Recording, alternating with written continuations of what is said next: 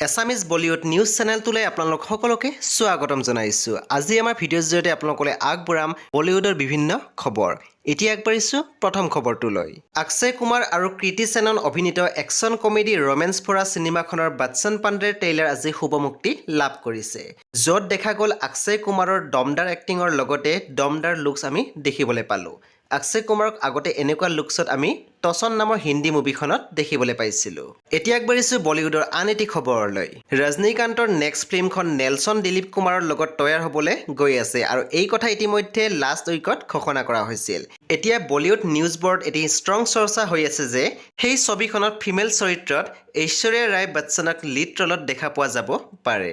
এতিয়া আগবাঢ়িছো বলিউডৰ আন এটি খবৰলৈ গংগুবাই কাঠিয়াবলীৰ আজি এখন নতুন পোষ্টাৰ মুকলি হৈছে আৰু ছবিগৃহত 25 ফেব্ৰুৱাৰী তাৰিখে এখন শুভ মুক্তি লাভ কৰিব